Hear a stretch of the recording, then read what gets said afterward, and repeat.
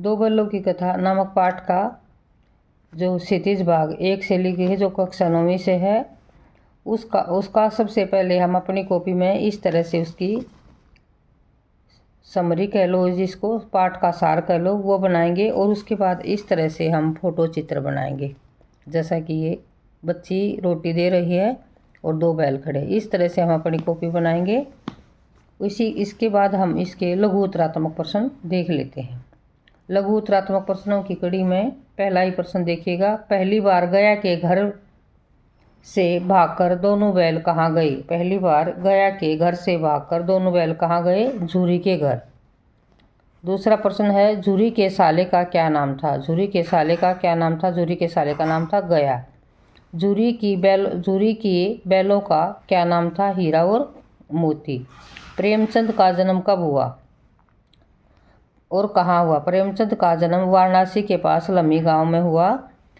दो बैलों की कथा नामक पाठ से हमें क्या शिक्षा मिलती है? इस पाठ से हमें यह प्रेरणा मिलती है कि स्वतंत्रता के लिए संघर्ष आवश्यक होता है। प्रश्न नंबर 6 है, बछिया का ताऊ मुहावरे शब्द का क्या अर्थ है? इस मुहावरे का अर्थ है मूर्ख व्यक्ति। प्रश्न नंबर 7 देखिए, हीरा और मोती किस जाति के बैल थे? हीरा और मोती पछाई जाति के बैल थे। प्रश्न नंबर 8, औरत पर सींग चलाना मना है। इस कथन के माध्यम से ये कथन किसका है? ये कथन किसका है? किसने कहा औरत पर सींग चलाना मना है? ये कथन हीरा का है। प्रश्न नंबर 9, किसके डर से नौकर ने बैलों के खाने में खली नहीं मिलाई? प्रश्न नंबर 9, किसके डर से नौकर ने बैलों के खाने में खली नहीं मिलाई? झूरी की पत्नी के डर से नौकर ने बैलों के खाने में खली नहीं मिलाई। प्रश्न नंबर 10, पशुओं में कौन सा गुण मनुष्य के गुणों से ज़्यादा विकसित है? पशुओं में कौन सा गुण मनुष्य के गुणों से ज़्यादा विकसित है? पशुओं में मनुष्य के गुणों से ज़्यादा विकसित मन के भाव को समझना। वो बिना समझे ही, बिना बोले ही एक दूसरे के भाव को समझ लेते हैं। प्रश्न नंबर 11 है, शाम के समय भैरों की लड़की बैलों के लिए क्या लेकर आई?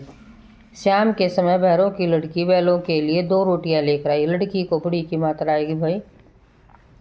प्रश्न नंबर 12, इस पाठ में किन पात्रों के मध्य संबंध बहुत मजबूत थे? इस पाठ में हीरा और मोती के मध्य संबंध बहुत मजबूत थे। ये खुद ही एनसीईआरटी से क्वेश्चन बनाए हुए हैं, ये कहीं किसी हल बुक से नहीं उठाए गए हैं। प्रश्न नंबर 13, लेखक के अनुसार सबसे बुद्धिहीन जानवर किसे समझा जाता है? लेखक के अनुसार सबसे बुद्धिहीन जानवर गधे को माना जाता है। प्रश्न नंबर 14 देखिएगा, झूरी ने प्रातः ही नाद में खड़े बैलों को देखकर क्या किया? झूरी ने प्रातः ही नाद पर खड़े बैलों को देखकर क्या किया? झूरी ने प्रातः ही नाद पर खड़े बैलों को देखकर उन्हें गले से लगा लिया। प्रश्न नंबर 15 है, गधा किस महीने में कुलेल कर लेता है? गधा किस महीने में कुलेल कर लेता है? गधा वैशाख के महीने में कुलेल कर लेता है। प्रश्न नंबर 16 देखिएगा, दूसरी बार गया बैलों को कैसे ले गया? गया कौन है? ये होरी का, इसका झूरी का साला है। दूसरी बार गया बैलों को बैलगाड़ी में जोत कर ले गया, क्योंकि पहले वो उसको वैसे ही पकड़ कर ले गया था। प्रश्न नंबर 17 देखिए, खेत के मालिक ने दोनों बैलों को कहाँ बंद कर दिया? खेत के मालिक ने दोनों बैलों को कांजी हाउस में बंद कर दिया। मोती द्वारा दीवार है ये, दीवार गिरा देने पर कौन सा जानवर नहीं भागा? मोती द्वारा दीवार गिरा देने पर गधा नहीं भागा। प्रश्न नंबर 19, दीवार को तोड़ने से बैलों की कौन सी भावना का बोध होता है? दीवार को तोड़ने से बैलों की विद्रोह भावना का बोध होता है। कांजी हाउस से हीरा और मोती को किसने खरीदा? कांजी हाउस से हीरा और मोती को दड़ियल ने खरीदा।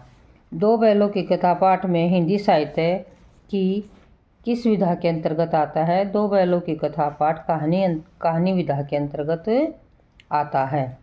प्रश्न नंबर 22 देखिए, प्रेमचंद अपनी किस प्रकार की रचनाओं के लिए प्रसिद्ध थे? प्रेमचंद अपनी उपन्यास की रचनाओं के लिए ज़्यादा प्रसिद्ध थे। गोदान उनका प्रसिद्ध उपन्यास रहा है। अब इसके बाद हम प्रेमचंद के प्रश्न उत्तर देख लेते हैं इसी पाठ के कठिन शब्दों के अर्थ देख लेते हैं। निरापद, सुरक्षित, सहिष्णुता, सहनशीलता, पछाई, पालतू पशुओं की एक नस्ल, गोई, जोड़ी, कुलेल, क्रीड़ा, विषाद, उदासी, पराकाष्ठा, अंतिम सीमा, गणय, गणनीय, सम्मानित, विग्रह, अलगाव, पगहिया, पशु बांधने की रस्सी, गराव, फूंदेदार रस्सी जो बैल आदि के गले में पहनाई जाती है, प्रतिवाद, विरोध, टिटकार, मुंह से निकलने वाला टिकटिका शब्द, मसलहत, ईतकर, रगेड़ना, खदेड़ना, मल्लयुद्ध, कुश्ती, सभी का वास्ता, कांजी होश, मवेशी खाना, रेवड़, पशुओं का झुंड, उन्मत्त मत वाला, थान, पशुओं के बांधे जाने की जगह, और उत्साह, उत्सव और आनंद। अब हम इसी पाठ के अभ्यास के प्रश्न उत्तर देख लेते हैं। कांजी होश में कैद में पशुओं की हाजिरी क्यों ली जाती होगी? कांजी होश में पहला ही प्रश्न है, कांजी होश में पशुओं की हाजिरी इसलिए ली जाती थी कहीं कोई पशु भाग न जाए। दूसरा प्रश्न देखो, छोटी बच्ची को बैलों के प्रति प्रेम क्यों मढ़ाया? क्योंकि छोटी बच्ची की मां मर चुकी थी और उसके साथ भी घर में सौतेला व्यवहार होता था और उन पशुओं के साथ भी, उन बैलों के साथ भी सौतेला व्यवहार हो रहा था, इसलिए जो है उनकी पीड़ा को खुद की पीड़ा मानती थी, इसलिए छोटी बच्ची को बैलों के प्रति प्रेम उमड़ आया। कहानी में बैलों के माध्यम से कौन कौन से नीति विषयक मूल्य उभर कर आए हैं?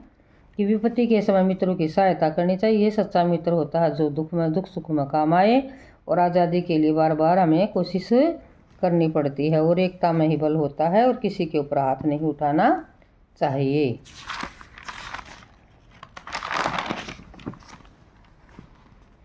चौथा प्रश्न देखो बेटे, किन घटनाओं से पता चलता है कि हीरा और मोती में गहरी दोस्ती है? किन घटनाओं से पता चलता है कि हीरा और मोती में गहरी दोस्ती है?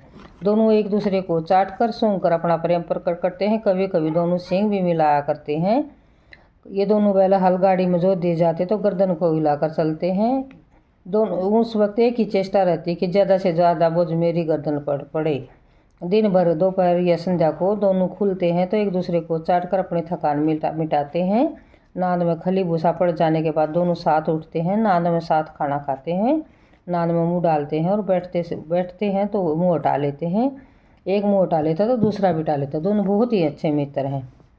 प्रश्न नंबर 5 देखिएगा, औरत जात पर सींग चलाना मना है, यह भूल जाते हो। हीरा के इस कथन के माध्यम से स्त्री के प्रति प्रेमचंद के दृष्टिकोण को स्पष्ट कीजिए। प्रश्न नंबर 5वां है भाई कि औरत जात पर सींग चलाना मना है, यानी इस कथन के माध्यम से प्रेमचंद एक अच्छी बात लोगों को बताना चाहता है। तो प्रेमचंद का हमने स्त्री के प्रति दृष्टिकोण का पता चलता है इसके कथन के माध्यम से। हीरा के इस कथन से मेरा पता चलता है कि जो है समाज में स्त्रियों के साथ दुर्व्यवहार किया जाता था, उन्हें शारीरिक यातनाएं दी जाती थी, इसलिए समाज में नियम बनाए जाते थे, उन्हें पुरुष समाज शारीरिक दंड ना दे। हीरा और मोती भले ही इंसानों के प्रतीक हैं, इसलिए उनके पशुओं के इंसानों के प्रतीक हैं, इसलिए उनके कथन सभ्य समाज पर लागू होते हैं। असभ्य समाज में स्त्रियों की प्रताड़ना होती रहती थी। तो प्रश्न नंबर 6 देखिएगा, इतना तो हो ही गया कि 9-10 प्राणियों की जान बच गई। वे सब तो आशीर्वाद देंगे। मोती के इस कथन के आलोक में उसकी विशेषताएं बतानी हैं कि ये जो कांजी होश में बन थे उस समय का वर्णन यहाँ पर कर रहा है। वह आशीर्वाद है क्योंकि उसे अभी भी यह विश्वास है कि इस कैद से मुक्त हो सकता है। दूसरा है, वह स्वार्थी नहीं है, स्वयं भागने की बजाय उसने अन्य सभी जानवरों को सबसे पहले भागने का मौका दिया है। और प्रश्न नंबर 7 देखिएगा, आशय स्पष्ट कीजिए। अवश्य ही उनमें कोई ऐसी गुप्त शक्ति थी जिसमें जीवों में श्रेष्ठता का दावा करने वाले मनुष्य वंचित हैं। हीरा और मोती बिना कोई वचन कहे एक दूसरे के मन की बात को समझ जाते हैं। प्राय वे एक दूसरे से स्नेह की बातें सोचते थे। यद्यपि मनुष्य स्वयं को सब प्राणियों से श्रेष्ठ मानते हैं, किंतु उसमें भी ये शक्ति नहीं होती जैसी ये गुप्त शक्ति उन बैलों में थी। ख भाग देखिए, उस समय उस एक रोटी से उनकी भूख तो क्या शांत होती, पर दोनों के हृदय को मानो भोजन मिल गया। हीरा और मोती इस प्रश्न का उत्तर देखिए। हीरा और अमना से स्पष्ट करा इन लाइनों का कि क्या कहना चाहते हैं लाइनों के माध्यम से। हीरा और मोती गया के घर बंधे हुए थे।